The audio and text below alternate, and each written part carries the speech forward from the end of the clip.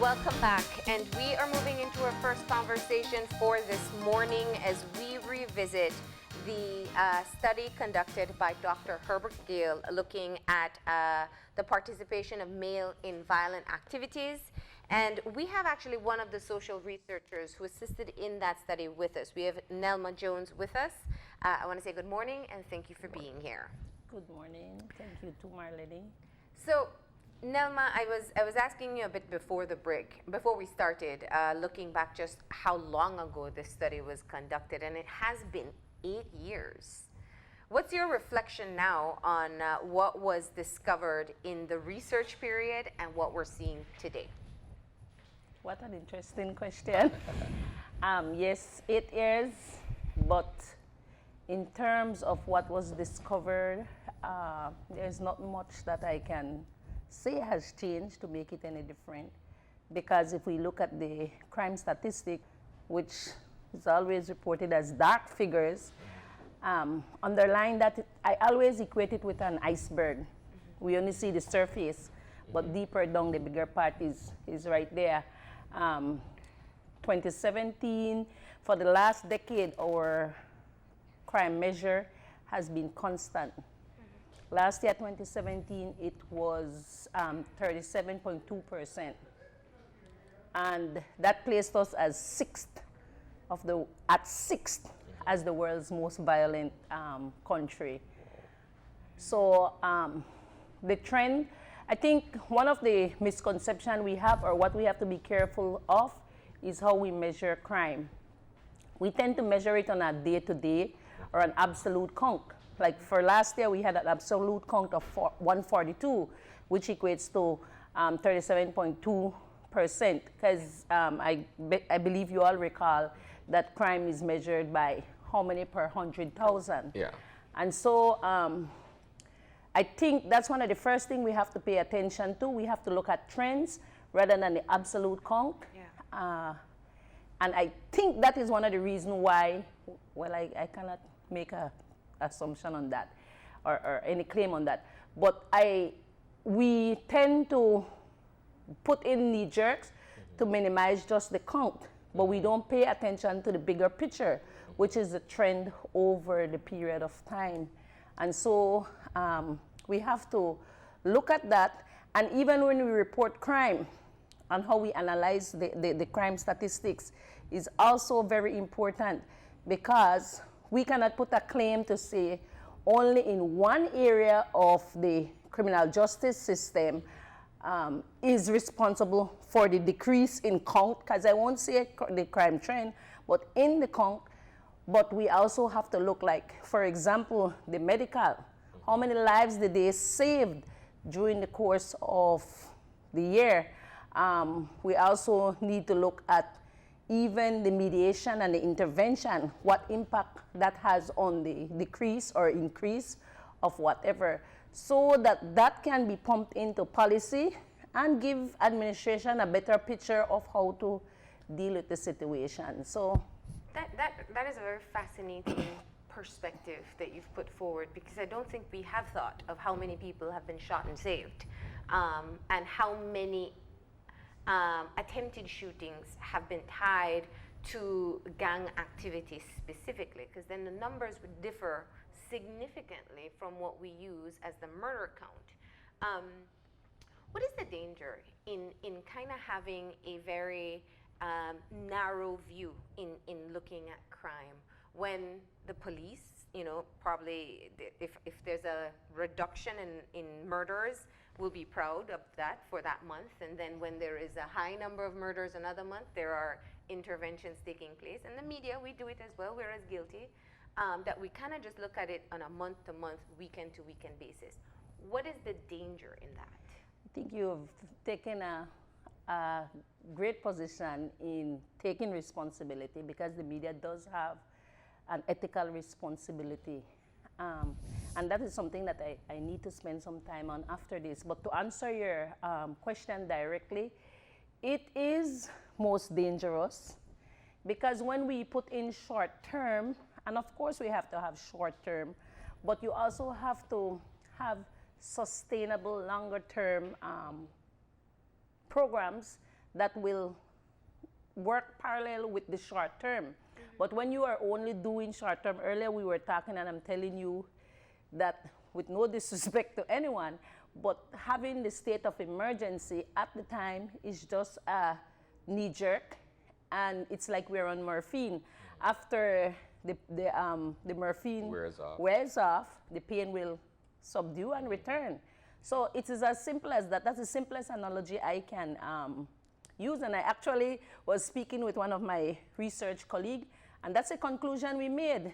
It has to be addressed from a longer term sustainable. And I, I keep following, although I try to avoid the news from the saturation of what we saw, because I wasn't aware that of all that happened over the weekend, except for Noel, who is a distant cousin. But one of the things that we have to pay keen attention to is, and it's the entire region, we don't put long-term sustainable, and governments have to see that it is tied to development. But I don't know if if it is not a matter of know-how. When you look at the Gayle report, 8 years later, in your opinion, is there anything that you would say may have been prophetic in a manner of speaking that has since been that has since come to pass? Perhaps in the process of researching, you would have noticed certain trends developing at that particular time. And if there wasn't sufficient measures put in place to sort of stem these activities from happening, have you seen that some of those very same trends have actually become a reality and we're facing it at present? Yes, certainly. One of them is right in our face, which is the displacement of the gang violence. If we look at what is happening in Orinjua, that is certainly one of the points that we had made when we say that heavy-handed police, oversaturation of police in one position could displace our problem. And it has occurred, because even before we extend way out to Orinjua, we know the periphery of Belize City is where the crime situation has scattered. You have your 8 Mile community, Ladyville. And I am one that is careful in not romanticizing the situation. If you heard me from morning, I seldom use the word gang, because we tend to use it and use it like it's legitimized. So that is one of my personal situation. So I refer to it as a crime or the social violence. For me, I was analyzing and I was speaking with Greg on Friday, and one of our fear is cultural displacement. What does that mean? That has to do, well, when we speak about displacement, we're speaking about people moving from their position. In Central America, for example, because the crime rate is so high or the violence is so high, the gang is so much, people move from their country and go to another country where it's less. It's either killed or be killed. The fear is that if you stay, you are likely to die, either by the police or by the situation itself. So that displaces people and move them from one geographical location to the next.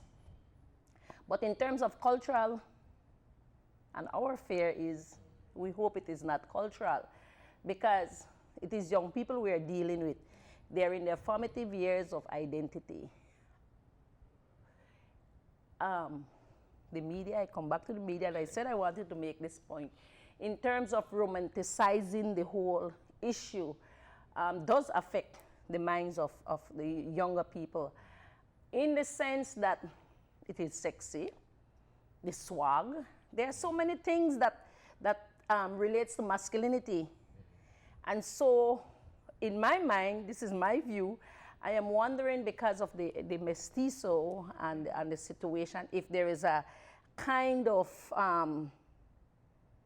shift in terms of wanting to fit in, wanting to associate with masculinity, why that group of young men, because they are mestizo, going towards that direction. It could be cultural displacement to be able to fit in, to be able to identify with.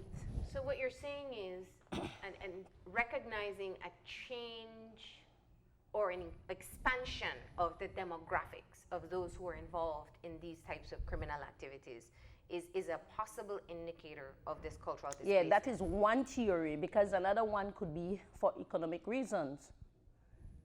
It all depends where. No, I wanna ask you something, because this is one of the things I think that gnaws at me every time we have a conversation about crime, and we've had many. Because it is a critical point, and this is a space for us to explore beyond just news coverage. So, if you speak with the police, it's a challenge for them to get the situation under control. They've tried everything from negotiating with the prime minister all the way down to locking them up for 30 days. And the full gamut: intervention, mediation, community policing, a number of initiatives. If you speak with people who are doing research on the ground, you'll hear of the trauma and the post-traumatic stress disorder that these children are experiencing and growing up into this culture. The neglect, the poverty, the lack of parenting, and the constant abuse that many of them either see or experience.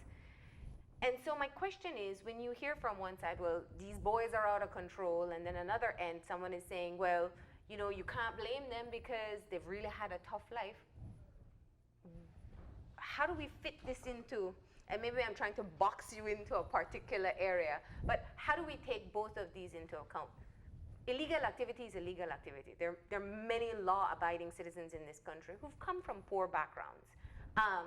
But at the same time, we must not ignore the psychological issues that these children who are now gang members may have endured. That is a very deep-rooted problem that is basically, we speak about poverty loosely, but we know that it is a cycle. It's similar to violence, because children who are born or who are raised in violent community, it doesn't necessarily mean that they will always be violent, but your social environment has a lot to do, like you so rightly said, in terms of your development. Going into a little bit of brain study, just a touch of it, there is the MAO genes, MAOA genes, which is that genes that is responsible for your mood, your pleasure, that sort of thing. There's a high and a low of that. The children who are normally from that low, like communities that are not favorable, would usually have low, like you said, saturated with all the situation that happens to them. Boys specifically, and this is where we have to stop the argument of this gender agenda, because for us as females, the MAO gene sits on the X chromosome. For the boys, it sits, remember, boys only have one X chromosome. So if it sits on that one X chromosome, it is the most dangerous for him, whereas we have more resilience because we have two X. So that is a much deeper discussion. But in terms of the trauma and so forth, we know it has saturated. It is being saturated, especially on south side. But the danger in that is that it has now seeped past the students and are not now at the teacher's level. And if that is the case, then who will be the duty care? Who will be the caregiver? Why do you say it's not at the teacher's level? Can you expand on that? Because teachers are overwhelmed. And they came from those same environment. So if they came from that environment where the situation is saturated, they hear it every day on the news. For some of them, it has affected them directly. And then they have to come and be duty care for children. You cannot give what you don't have. And that is just the case. If you're spiritually poor, how will you be able to help those who are spiritually poor? It is as simple as that. Looking at the situation in Orange Walk, just to go back a bit, I know you had something on your mind. I saw the puzzled look.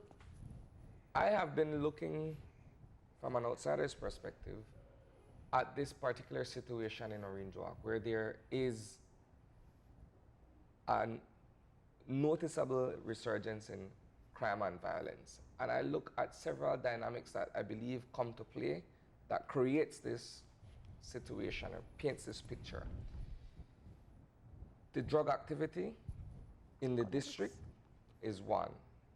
The other is these players are no longer acting individually or in isolation of the other. They consider themselves to be a gang, perhaps despite their disdain for the use of the word, but they identify themselves in a certain kind of way that paints a picture of them being actively involved in gang movement. But I don't see any faces of young black men, as you pointed out before. So is it a situation where this influence came out of where they are and not necessarily one where it went from Belize City and it found its way in Orange Walk? What would you attribute this to? I am not, when I talk about the cultural displacement, I was not saying that the actual physical connection Understood. has taken place in Orange Walk. But I think I was driving down in PG, we're in one of those back areas, and I saw this big graffiti in one of the common colors, and I was like, I found that strange because I'm saying It's here too. It's here too, and I think it was in a Mayan village, so that even opened my eyes. So I was just that was just one theory that we were discussing.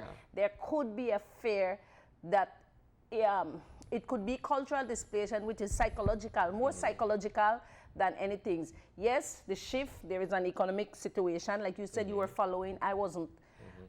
So I cannot put a definitive claim on the situation. But I'm saying that the connotation of gang is associated with several little things. For all we know, that could be seeping into another culture, ethnic group that is saying, I can copy that. That can make me look like I'm being associated with something that is sexy, something that is. That was from that point why I was saying that. And we could look into it a bit more. I'm pretty sure there are people who have studied actually the case and can explain that more in detail. Let's bring it back to the Gayle report for a second, because I've challenged the police when they're on set to ask them what evidence has been collected, what data has been collected for them to take some of the measures that they have attempted to take as intervention processes before, because it shifts very regularly. And one would assume that having data allows you to understand the problem, to know where to address it. And the only semblance we have of a comprehensive understanding of violence in Belize is the Gayle study. And so I want to go back to that. One of the preliminary recommendations was looking at social interventions, kind of nipping the problem at the bud. What have you seen, taking into consideration what the findings were and what the recommendations were, to have attempted to do so? And where can we do it at this? Or do we need to do another study to understand the problem all over again? Has it changed? I don't think there is any need to do, that was a very comprehensive study, and even continuing on my own, trying to be grounded in the whole area of the issue. Nothing has changed, and if we compare that study with other studies elsewhere in the world, it is typically the same. So there is no need to go back there in terms of intervention, I can say, actually I did a social mapping for somebody in Panama that was looking at the whole region situation. And we have done a lot of little programs, splintered programs, in terms of the efficacy of them, because we do not do a lot of evaluation and monitoring. Again, we cannot make solid claims. Yeah. Yeah. So that is one. Then a lot of them are splinters, and there's a lot of duplication. Even before, from the research time, we said there were duplication, and we insisted that the social intervention has to take head. For it to take root, it needs leadership. And I think that is something that is well keeping us back. If we look at best practices, I think the idea of when, and I hate to go back here, but the idea of when Restore Belize was formulated, it wasn't just a fly-by-night, but it was a best practice as was seen in countries where they have overcome the situation of social violence. But then it takes, and it could have been a sustained program over time, but it takes the budget, it takes people who are in the known and committed to doing it, and to keep the leadership of all that is happening there. You keep mentioning the police, and with all due respect to them, because the public look at them for public security, they take on more than what is required of them in terms of, even to one extent, I was wondering if they have shifted some of their mandate to being social workers. Although a police officer has to have that, a little bit background of social work, but it's like they become social interventionists because of all the things that they are doing. And I believe they take it on because, as I said, the public is looking at them for answers. But is it the right approach? Not necessarily. And that's another discussion. So what we are doing certainly needs leadership. That is one of the gap, or the biggest gap, that is holding us back. A coordination of efforts? It has to be coordinated. There has to be a lot of networking going on, so that the little bit of resources that we have will not be overused or duplicated, and sort of we can minimize and balance out. Go ahead, sorry. I lost it because I was waiting to hear from you. In your mind, should the police department be working in tandem with the Ministry of Human Development and Social Transformation? They should be working with every single one of them. But in respect of the gang situation? No, it is, well, let me be careful about this because people tend to get defensive. But in terms of mediation and being also law enforcement, there's a conflict of interest there, and it is dangerous.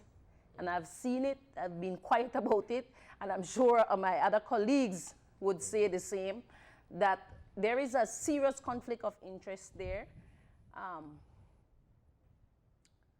If I was in the place of those who are the perpetrators, I don't know how there can be any level of trust if you will be the same person coming to counsel me, and yet will be the same person that can send me to prison. Now, couldn't the argument from the police department be that, well, nobody's doing it.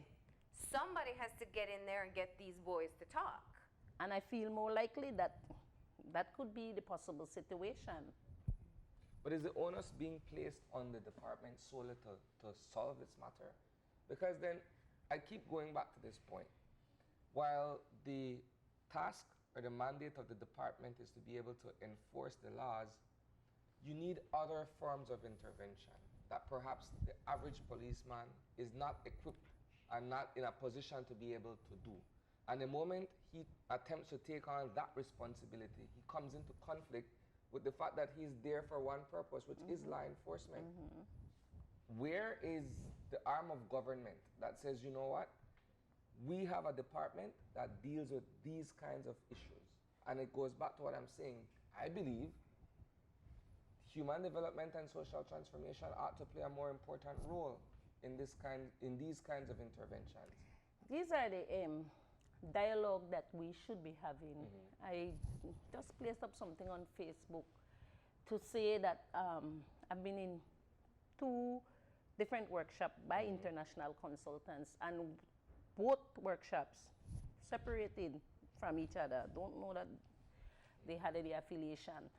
We're saying that one of the things that keeps us back in this region is that we don't know to dialogue, and we don't dialogue enough. That is what has to happen. It would be prudent if the media could continue this level of conversation, not only when a situation should arise, but continue it so that we keep on empowering our communities, empowering the nation, highlighting some of the things that some of us are afraid to be brutally honest about. And likely you are saying maybe the policemen, they're just doing this because nobody else is doing, but who tells them that it is a dangerous walk that is being taken? So I think we have to have a lot more dialogue. No, that's such an interesting point. We had a criminal justice lecturer from Gayle and Kendra Hoyt on. She was talking about exactly that. The coordination between the police, Colby, Ministry of Education, and Ministry of Human Development, and how important it is that there is a synchronization of efforts in a real intervention to cut down on crime. Essentially saying that you have to ensure, it's back to the basics, ensure the children are in school. If they're not in school, human development should know why. The police should know that these children are already at risk. Kobe needs to know what type of rehabilitation is necessary, and also have some kind of system in place when they do come out. Now, it seems a very logical way of thinking, but for some reason we have not seen that type. And I may be wrong, maybe this conversation is taking place behind closed doors. You may be more on the in than I do. But I mean, is it political will? Is it that you need a champion to get up and say, okay, now we will get all these bodies together? Is it a public pressure issue? Or is it still what we see in many different aspects of the country, where there's kind of this competitive spirit in who's doing what and who gets there first? That's interesting, because I think last year we were invited, I can't remember who organized it. I'm wondering if it's Gayle or UB, to have this kind of discussion. And it was quite disheartening. My job does not allow me much to be in the position where, in terms of this kind of discussion and the situation. However, I was privileged to have been at that discussion, and even the international consultants afterwards came discussing along with me. And it was disheartening that, yes, there are, and I don't know, it could be the psychological trauma, but the directors and the leaders of some of these interventions were going at each other head on, who is right and who is not right, and who is doing it well and who is underdoing, and so forth and so forth. That could be a matter of, like I said, oversaturated with the problem, but it also could be a cultural thing. And I said that because there is not leadership, there has to be leadership, there has to be a head that will coordinate all these dynamics. If it is being left alone, I don't think we will get the best of what is out there, because there are a lot of people who are interested and who want to do something, but maybe they don't know how. Yeah. They don't know where they can fit in, where best they fit, and so forth. So Let me ask you a question. I'll put you on the spot because we need to round off the conversation as we close. Based on the recommendations, that were included in Dr. Gale's study in how to address the issue, what percentage of those recommendations can you say have been attempted or implemented? In terms of the Gayle study, I know a lot of the organizations and even governmental ministry has used the study for soliciting funds as a background justification, that sort of thing. In terms of the percentage of what happened, let's begin from the police department. I know there was a recommendation there for a real change in terms of how the police department operates. That still hasn't taken full root. Let's effort Because from my no observation. because there was no trust in the policing system. I remember that from the report. And more of adopting the philosophy of community policing, not only in terms, I think in our recommendation, there was a whole, and even the, what's the name of the other guy that did the report just prior to us? The Crooks report? The Crooks report. Despite Mr. Crooks, the fact there was something done to, and it was the whole restructuring of how the police department operates, moving away from the old traditional way of policing to a more contemporary way. Education, we asked for alternatives other than the traditional education system we have. I think also that there has to be some kind of real oversight on secondary education, because that is where we lose a lot of our students. I know our principals would not want to hear this, but it is impeding our development. If we look at statistics, somebody analyze it carefully, we will be able to see the gap there. We have put in place some alternatives. We have the Skills Training Center. But are they reaching the right population? But I was just going to finish there. In terms of the beneficiaries and even the programs, there has to be an assessment. Like I said, we have to continue evaluating. There has to be an assessment. Because for me, from my observation, looking in out, and also having this deep education background, a lot of the programs that are being offered is similar to the ones that the students fall from. So that is something that we have to pay keen attention to. The social aspect, like I said, there are lots of little splinters happening around, but nothing has taken root. I think one of the things that we had recommended is a male resource center where young men can actually come together, have a male body chat, any issues that affect young men. Because young men rarely speak, or do they have enough role model that they can turn to in terms of when issues are pressing to them. Like us girls, we rap, we talk about the other. But for males, it is not as, yes, it's different. So that is another area that has to be, that attention has to be paid to. Governance, that's where I think the leadership should begin. And it's not, it's non-existent. So we don't get a percentage. We have ministries doing their part, but in terms of coordinating the effort and not, trying to connect, there are bits happening, because I have attended situation, but it is not enough for the saturated or the intense of the problem that we have, the intensity of the problem that we have. That's just my. And my final question, I don't know if you have anything else. Based on the studies that were done, the one-on-one Q&A you had, all the research that went in, that was compiled in this report, what concerns you the most about what you see today that you wish would take place or would stop taking place so we can start to see a shift in the violent culture? Violence is not a fly-by-night solution. We won't get an answer. It takes centuries to to correct what was built up in just a decade. That is just human, how human situations stand.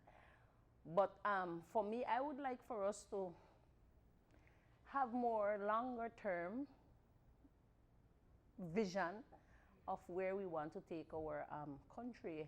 The issue of violence and urbanization is not new to anywhere else in the world. There are best practices out there, but it's how we undertake it. And like I said, there has to be leadership. If the leadership should kick in, I think we can minimize what it is that we're seeing, rather than just have these short-term. And I guess it's a Caribbean thing, because we get short-term money, we get fundings, and we jump on something just to say we're doing something, but it is counterproductive. So if we could have sustained the longer-term programs, I believe before I see the sunset, we can see some differences. Yeah. All right. Well, Nelma, thank you very much for coming in and revisiting the 2010 Gayle study and what relevance it still holds today. So thank you. We're going to go ahead and take a break. When we come back, we'll be talking about the Belize Hospice and Palliative Care Foundation.